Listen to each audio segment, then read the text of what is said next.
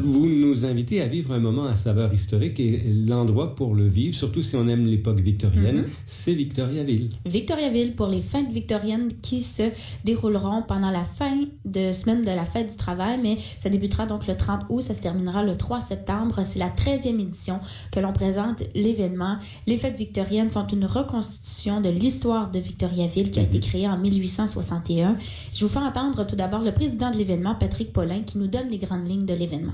Ça fait 13 ans qu'un groupe de citoyens ont voulu faire revivre cette époque, les origines de Victoriaville, par les arts. Donc on est un organisme qui fait la diffusion de l'histoire, du patrimoine à travers tous les arts. C'est très festif, c'est très pédagogique, donc la plupart des citoyens et bien au-delà de Victoriaville attendent cet événement où on va pouvoir voir du théâtre, de la musique, de la danse, mais également des animations de rue, des activités pour les enfants, tout à saveur historique. Ce qu'il faut comprendre, c'est que les fêtes victoriennes, dans leur approche, c'est un événement unique en Amérique du Nord. On a un comparatif qui pourrait être les fêtes de la Nouvelle-France à Québec, mais bien entendu, les fêtes victoriennes, c'est 150 ans plus tard. On est au 19e siècle.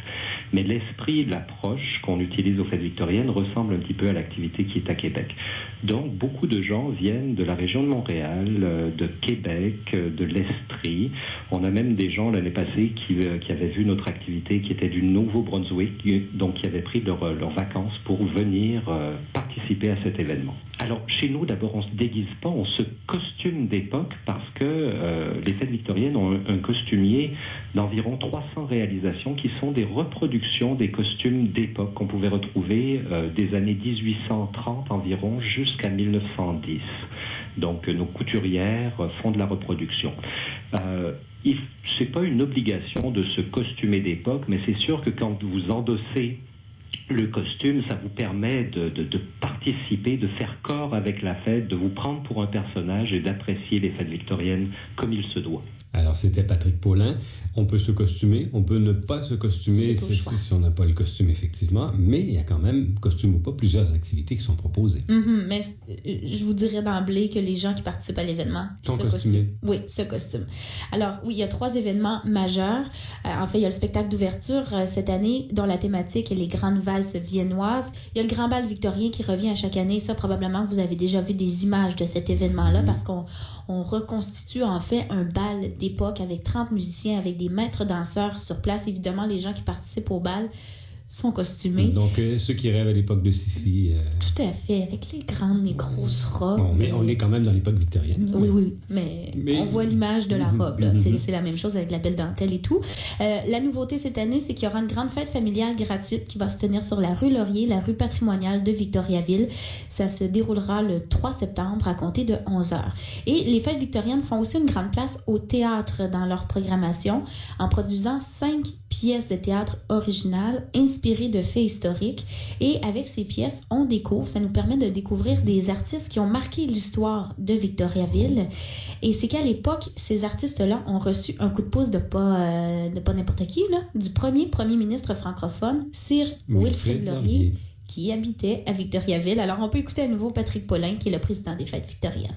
Avec la présence du Premier ministre Laurier, on a vu se développer également beaucoup de mécénat auprès des artistes. Qu'on pense à Suzor Côté, qu'on pense à Alfred Laliberté, qu'on pense un peu plus loin de chez nous à Emma Albani, etc.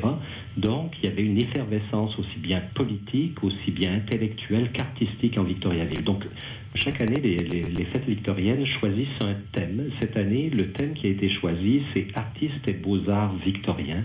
Donc, on va vraiment mettre en scène les personnages artistiques et des beaux-arts, les beaux-arts incluant même l'architecture. Vraiment, donc, un focus sur ces personnages-là qui sont de notre région et qui ont fait rayonner le Québec par leur valeur artistique. Alors, très intéressant tout ça, ce thème et aussi de ressortir du passé ces artistes qu'on a bien connus. Et c'est ce qu'on vous invite à faire pendant les fêtes victoriennes. Jusqu'à 17 000 visiteurs lors des bonnes années pendant ces 12 éditions qui ont précédé donc celle dont on vient de parler. Là, c'est pas mal de monde qui se plonge un voyage dans le temps. Dans cette époque-là. Ouais. Alors, Victoriaville, Victoria, fête victorienne, tout ça fait tout à fait du sens. Oui. Et Patrick Paulin a bien réussi à nous vendre l'idée, à susciter l'intérêt curieux d'aller voir comment ce sera à Victoriaville. Merci beaucoup. Émilie, une dernière